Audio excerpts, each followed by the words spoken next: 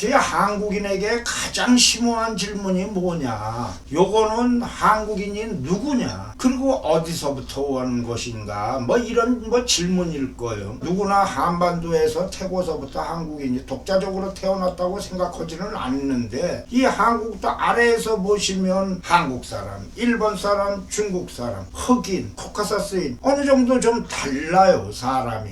이렇게 다르다고 그러는 중에서 한국인이 이제 누구냐, 이 문제가, 이런 소박한 질문에 답이 간단치 않다는 거죠. 이거는 아주 잘 알려주면 시원하게 설명할 자료가 부족하다 그러는데, 그러면 이거를 어떤 각도에서 이 문제를 접근해야 되는 거냐? 아주 간단한 것이 뭐냐면, 단순한 것이 사료를 근거로 해서 한국의 특성 분석 어쩌고저쩌고 이렇게 하는데, 그 사료라는 게 한국인에 대한 것이 글자가 나오고 이런 등등으로 따지면 잘해야 5천년밖에 더 됩니까? 자, 이런 문제에서 두 번째가 그러면 역사의 시간과 공간을 뛰어넘는 고고학 분야로 넘어가서 과거부터의 각종 유물 그런데 거기에서 한국인이 누구냐 해서 가장 중요한 게 인골등이죠. 이런 내용을 해갖고 궁금증이 계속적으로 나오는데, 글쎄 독일의 막스 프랑크 진화 인류학 연구소의 스반테 페버 박사가 2006년 4만여 년 전에 네안데르탈인의 DNA와 중국 포함 각국 현대인의 유전자를 비교 분석하더니 그야말로 깜짝스러운 얘기를 한 겁니다. 뭐냐면 현생 유라시아인의 유전자 중 4%가 네안데르탈인, 남태평양 원주민인 멜라네시아 유전자 중에 4 내지 6%는 데니소바인이라는데, 여기에서 한국인에도 약 1.5 내지 2%의 네안데르탈린 유전자가 섞여 있다. 한마디로 한국이 네안데르탈린과 혼혈이라고 그러는데, 이게 충격적으로 본 거는 인간류가 포유류죠. 포유류가 대체로 600만 년에서 700만 년 전에 투마이서부터 시작이 돼갖고, 그 다음에 한 450만 년 전에 아르디피테쿠스 라미두스, 아르디로 잘 알려져 있습니다. 그 다음에 오스트랄로피테쿠스 아파라치스, 350만 전인데 루시로 그야말로 많이 알려졌죠. 그 다음에 호모 하빌루스, 그리고 호모 엘렉투스로 들어가서, 이 호모 엘렉투스가 아프리카를 탈출하는데 한 100만 년 전, 조금 전도 되겠죠. 이렇게 탈출한 다음에 쪼르륵 가서 약 50만 년에서 60만 년 전에 네안데르탈린이 이제 태어나고, 그 뒤로 해서 크로마뇽인 호모 사피엔스가 태어나고, 그 다음에 현대 인류로 이렇게 이제 붙여진다. 이렇게 하는데, 여기서 깜짝 놀란 거는 아래 사진에서 보면 현대인의 얼굴이 우측 상부에 있는 거 누구나 알 겁니다. 그런데 좌측 상부가 바로 네안데르탈린인데, 글쎄 네안데르탈린하고 지금 현대인하고 이렇게 유전자가 있더니 까무러치지 않습니까? 거기다 한국 사람도 이렇게 갖고 있다는 거죠. 여기에다가 데니소바인은 현대인들한테, 우리들한테 알려진 지 얼마가 안 됩니다. 2008년 러시아의 시베리아 남부 데니소바 동굴에서 치아고 이런 등등이 나왔는데, 글쎄 이게 약 80만 년 전에 현대인의 조상에서 갈라져 나온 호모 속의 별개종이라는 겁니다. 인간의 별개종인데, 이 호모 종은 대체로 네안데르탈린, 그리고 호모 플로레시엔시스, 그리고 호모 사피엔스, 여기서 호모 사피엔스는 크로마뇽을 얘기를 해요. 그래갖고 데니소바닌 아파에서 크게 4대 원시 인류라고 그러는데, 수만 년 전에 시베리아를 지나던 현생 인류 집단이 데니소바인하고 유입이 된 다음에 이들이 뉴기니와 호구주에 정착을 했다.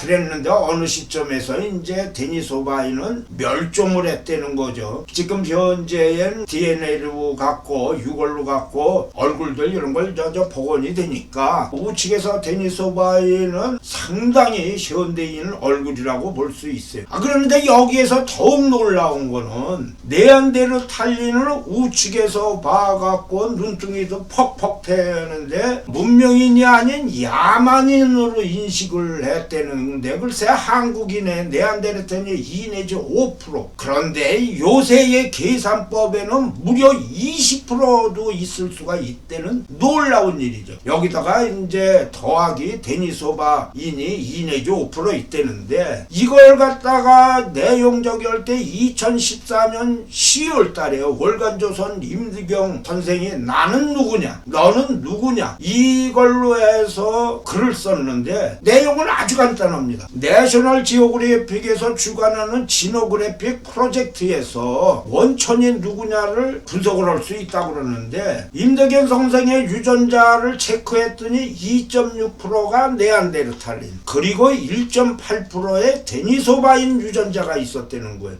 그런데 여기에서 놀라우는 거는 남편은 1.4%의 네안데르탈린 2.2%의 데니소바인 있는데 여기에다가 아메리카 인디언이 또 2%가 있다는 겁니다. 그래서 일반적으로 따져보면 비아프리카 아프리카인을 제외하고는 대체로 2%의 네안데르탈린 2%의 데니소바인의 흔적이 보인다고 그러는데 여기에 딱 한국인이 들어가 있다는 겁니다. 그러면 이거를 좀 한번 나름대로 우리가 네안데르탈린이 있고 데니소바인이 있다는 거를 조금 과거로 들어가 보죠. 우리가 그 지구에서 살고 있는데 사실 한국에 어떻게 살고 돼 있는 거를 설명하는 게 만만치 않은 거는 누구나 잘 알 겁니다. 이 인골들이 뭐 연대에 맞춰서 맞게 나오지도 않고요. 인골과 유골이 발견되어도 해석에 따라 아주 전혀 반대의 얘기가 나오는데 다양하게도 과학기술의 발달 특히 유전자 분석법이라는 신무기에 의해서 과거에 지금까지 인류에 대한 지식이 뭐 상당 부분 폐기 처분이 됐습니다. 그래서 여기서 설명하는 것도 현재까지 도출된 정보만 설명하고 또 많이 바뀔 수 있다고 그러는데 좌우간 우리가 포유류입니다. 포유류라는 건 뭐 알로 안 낳는다는 얘기로 보시면 되는데 포유류 조상으로 추정되는 디메트로돈이 한 3m 되는 좌측을 보시면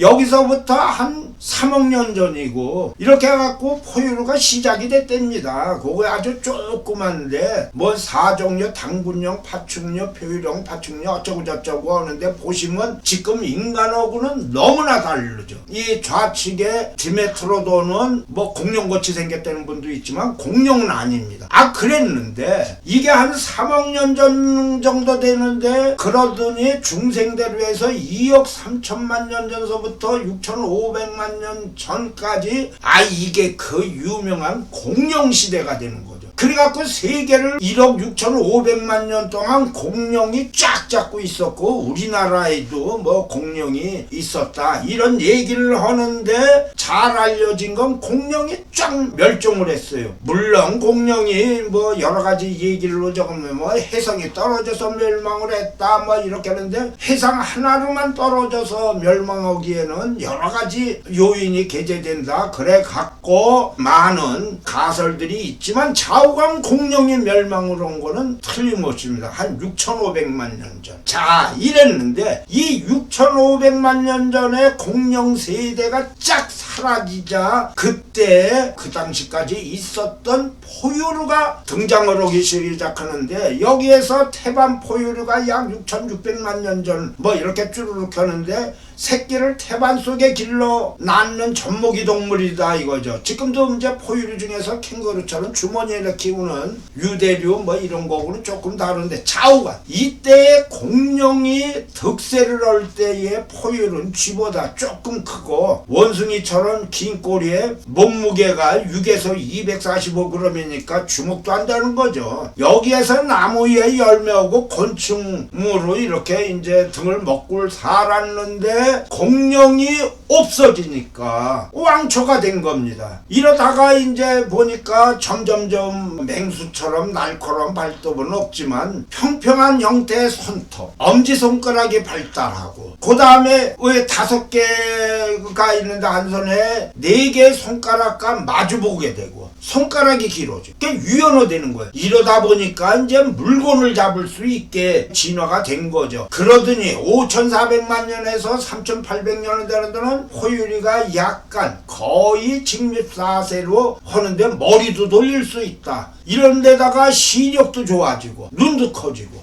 이러다 보니까 양쪽 눈 사이에 간격이 멀어지고 하는데 후각도 퇴화하고 코는 짧아. 이게 진화로 해서 뭐 좋은 면으로도 가고 나쁜 면으로도 가지만 하여튼 이런 다음에 3,800만 년 전에서 2,600만 년 사이에 원년류의 일부 원숭이와 유인원 유사형으로 변하는데 이집트 열대우림에서 유인원 인간 9세기의 원숭이의 공통조상인 이집트 피테쿠스가 이제 나온다고 그래요. 그런 다음에 영장류의 특징이 뭐냐면 4개의 교두가 있는 어금니가 등장하고 현재 인간처럼 눈 위와 안와 주변부에 전두엽이 뭐 어쩌고저쩌고 있고 이런 다음에 2600만 년에서 700만 년 전에 드디어 30cm 크기로 이렇게 포유류가 커졌다는 겁니다.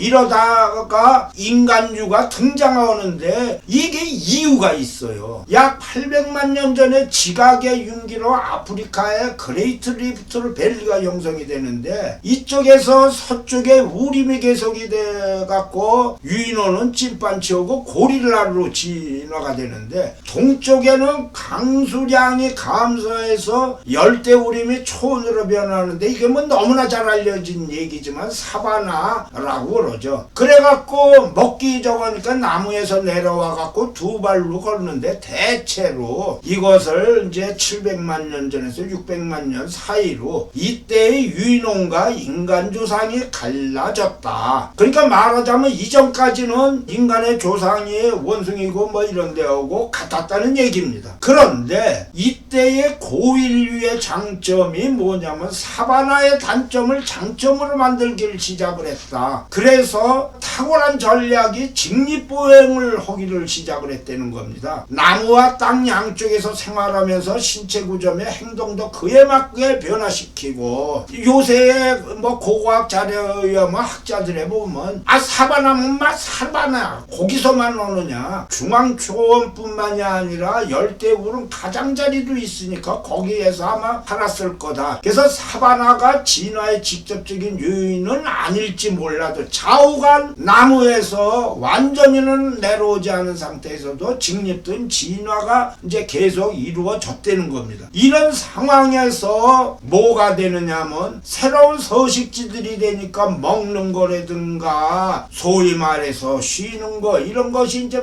변화돼서 이 변화에 맞춰서 골격이 변하죠. 이러다 보니까 턱은 더 작아지고 안면부는 더 수직으로 서기 시작했다. 그러더니 드디어 700만 년 전에서 600만 년 사이에 인간의 특징을 가진 고대 인간류가 나오는데 이게 좌측에 있는 토마이라고 그럽니다. 상황에 따라서는 토마이가 인간류가 아니라는 지적도 있는데 좌우간 원숭이와 달리 직립보행을 하고 키도 한 1m 정도가 돼서 상당히 커졌고 사람과 비슷한 특징을 보인다. 이러더니 여기서 쪼르륵 시간을 가다가 보니까 세계를 놀라게 한 것이 아르디피테쿠스 라미두스 440만 년 전입니다. 우측에. 그 다음에 뭐 모르시는 분이 없을 겁니다. 오스트랄로피테쿠스 아파렌시스 그 루시죠. 350만 년 전에 중앙에 루시가 이제 나타난 거죠. 자 이러더니 이제 쪼르륵 뭐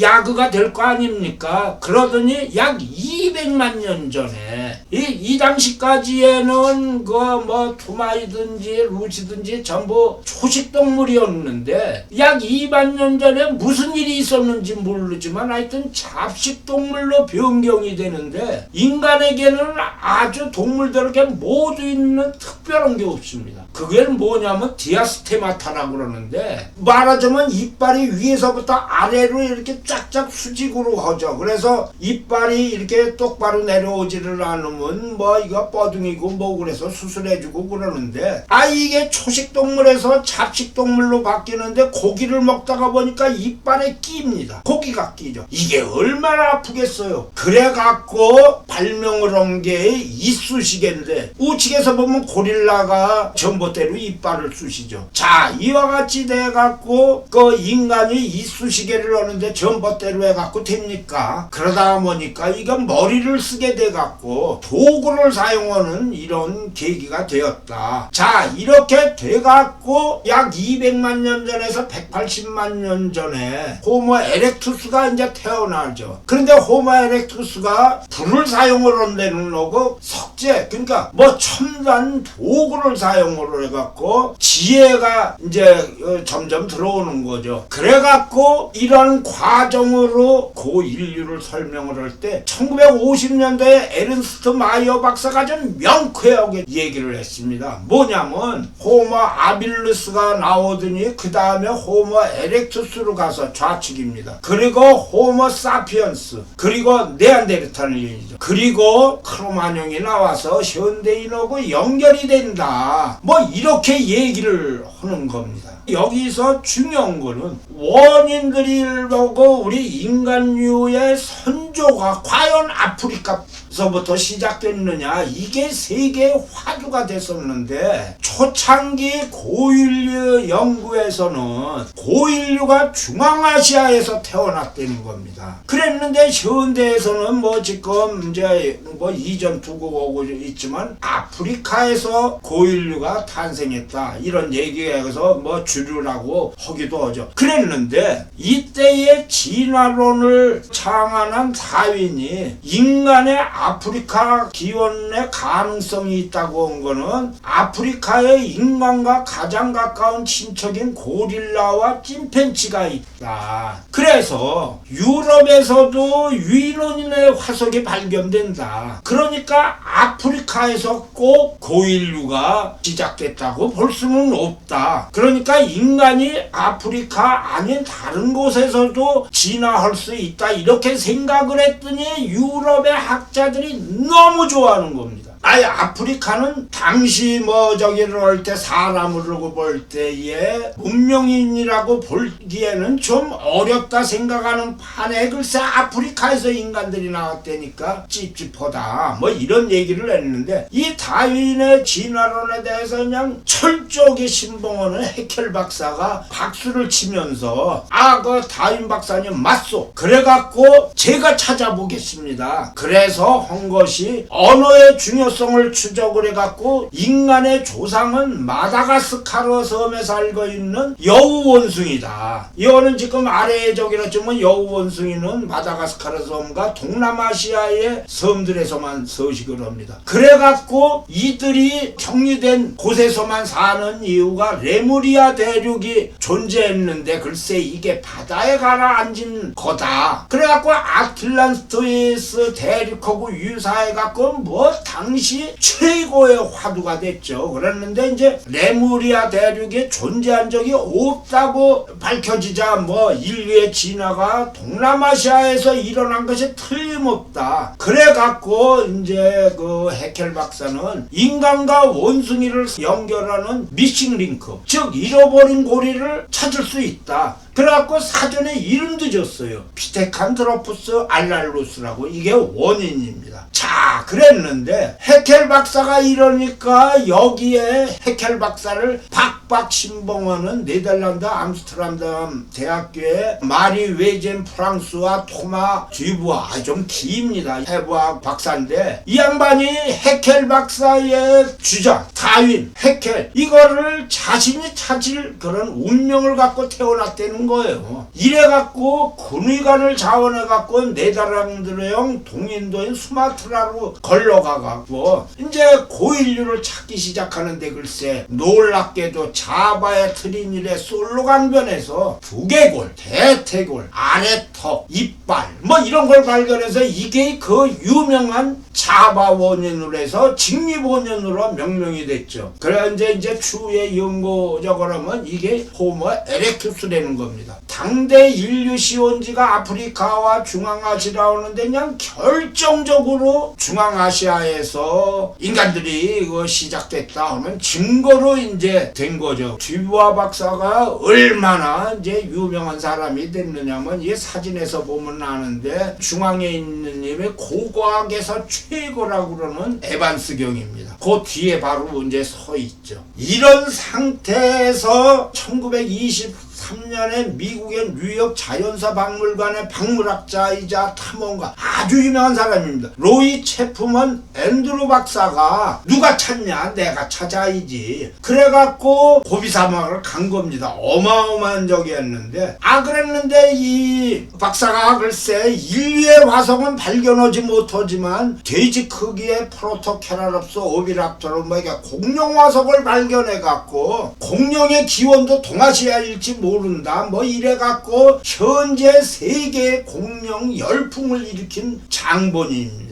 그런데 이 양반이 글쎄 1912년에 일제강점기에 우리나라에도 왔다는 거 아니에요. 그래갖고 울산에서 귀신고래도 연구했다는 건데 앤드류스 박사가 아래 사진과 마찬가지로 인디아나 존스의 실물 모델로 알려지는데 뭐 보시면 비슷해요. 그랬는데 여기서 중요한 거는 인간의 두개골은 발견하지 못했지만 포유류의 두개골은 발견했어요. 이것이 매우 중요하게 이제 인식되는데 중앙아시아의 인류 기원설에 힘을 얻는 거죠. 자, 그랬는데 뭐 여기에서 나오지만 허점이 뭐냐면 이들을 연결시켜줄 호미니드의 실제 화석은 발견하지 못했어요. 좌우간 이랬는데 이걸로 끝나는 게 아니라 얼마 후에 1929년에 데이비드 블랙 박사가 북경 인근의 그 우측에 있는 주구점에서 북경 원인을 발견한 겁니다. 그래서 이게 인간의 진화가 중앙아시아에 시작되었다는 가설이 쫙쫙쫙마다 들어가는 거예요. 그래갖고 새로운 형태의 고인류가 뭐 적었냐면 중앙아시아에서 방사선 모양으로 세계로 흩어졌다. 그렇기 때문에 각지에 사는 사람들과 차이는 진화 단계에서 고립된 지역은 보다 오랜 특성이 보존되기 때문이다. 뭐 하여튼 이런 얘기를 해갖고 중앙아시아가 맞대는 겁니다. 그래갖고 얘기하는 건 북경 원인. 거기다가 1932년에 자바의 운간동에서 100만 년 전에 화석이 또 발견돼요. 이 역시 호모 에렉투스적이죠. 그래갖고 인류의 기원이 중앙아시아라는 결정적인 증거가 되는데 1936년에 퀘니 이스발트 박사가 듀부아 박사의 작업을 계속해갖고 1940년대에 엄청난 양의 자바 호미니드 유골을 발견합니다. 그런데 이게 190만 년 전에서 160만 년 전으로 상당히 많이 올라가는 거죠. 그랬는데 여기서 북경 원인을 계속 연구를 하다 보니까 아주 마음에 탁 드는 그런 발굴이 있었는데 보시면 아래 사진과 마찬가지로 북경 원인이 불을 사용했다는 거예요. 70만 년 전에. 이러다 보니까 현대인으로 넘어오는 아주 결정적인 역할을 했다. 이런 면에서 인간의 기원이 중앙아시아 가설을 기본 정설로 하는 판에 1957년에 독일에서 네안데르탈인이 발견이 됩니다. 그 다음에 86년에는 벨기에에서도 발견되고 또한 1910년에 프랑스, 크로아티아 등등에서도 계속적으로 네안데르탈인이 발견이 되는 거예요. 이러다가 보니까 이제 과학자들이 수많은 네안데르탈인 분석을 했더니 중앙아시아에서 인류가 시원한 거는 알겠는데 네안데르탈린하고 연계는 어떻게 되느냐, 이걸 이제 분석을 하는 거죠. 중앙아시아에서 시온의 인류가 태어났지만 네안데르탈린이 멸종된 진화의 한 격가지다. 그러니까 중앙아시아에 살던 네안데르탈린이 유럽으로 진출을 했지만 실패했다. 또 다른 설명은 네안데르탈린이 진화의 한 단계, 즉 과도기적인 형태다. 그래서 인류 기원이 중앙아시아에서 시작된 거는 오케이. 그랬는데 결정적인 진화는 유럽에서 시작됐다. 이런 아주 큰 틀의 교과서를 이제 만든 거죠. 그랬는데 이스라엘이 중요합니다. 뭐냐면 이스라엘이 중앙아시아의 유럽 중간지점에 위치를 하기 때문에 중앙아시아에서 출발한 고인류가 물결의 흐름으로 해갖고 이스라엘로 왔다. 그래서 유럽인이 그때 짱으로 하고 있을 때니까 뭐라고 그랬느냐면 인류의 기원은 중앙아시아다. 맞다. 근데 유럽으로 들어와서 비로소 인간다운 인간이 되었다. 근데 이게 가만히 있습니까? 정치 논리로도 비하가 돼갖고 유럽의 고인류들이 선진 문화를 습득해갖고 세계 각지를 전파했다. 그래서 유럽인들이 선진 문화로 세계를 정복하는 거는 당연하다는 생각이 글쎄 고인류까지 퍼지는 거예요. 자, 이런데 뭐가 있느냐면 중앙아시아의 시온의 결정적인 문제점이 뭐냐면 잃어버린 고리라는 거를 확인할 수는 인간류의 유골들이 발견이 되질 않는 거예요. 다시 말하면 중앙아시아에서 더 이상 연속적인 발견이 안 나오는 거죠. 이러다가 보니까 아주 유럽인들이 중요한 프로젝트를 가동을 시킵니다. 다윈이 처음에 지적할 때 뭐라고 그랬냐면 아프리카 기원소를 얘기를 했어요. 뭐냐면 아프리카에 인간과 가까운 친척인 고릴라하고 침판치가 있다는 걸 보니까 아프리카가 기원일지도 모른다, 이런 얘기를 했는데 이것이 중앙아시아로 넘어간 거죠. 그런데 더 이상 미신고리 이런 것들이 안 나오는데 여기에서 1925년에 요하네스버그의 레이몬드 다트 교수가 남아프리카 칼라하라 사막 타웅에서 타웅 어린아이 그 두개골을 발견을 했어요. 그런데 이게 한 200만 년 전에 오스트랄로피테쿠스 아프리카누스이죠. 뇌가 침판치보다 크지는 않지만 송곳니가 유인원에 비해서 축소됐다. 이런 걸 갖다가 1925년이니까 상당히 앞서서 얘기했는데 이 당시는 주목을 받지를 못했어요. 왜냐하면 아프리카가 인류 조상의 진원지라고는 생각지를 않았으니까. 그 당시 수준에서는 중앙아시아보다 현저히 낙후한 아프리카에서 인간이 태어났다는 게 거의 모욕 수준이라는 거예요.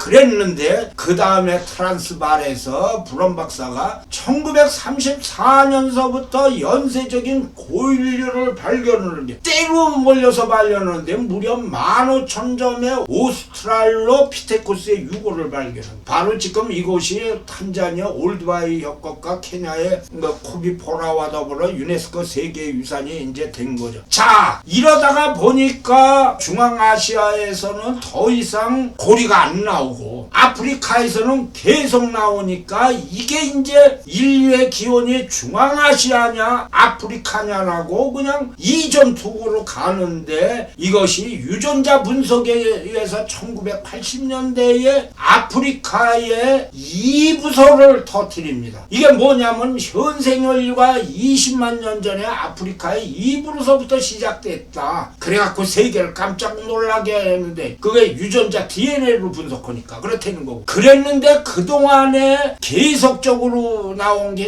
다지역 기원설에서 각지에 분포된 호모 에렉투스가 자체적으로 진화했다. 이런 게 그냥 팽팽하게 맞선되는 거죠. 이상입니다.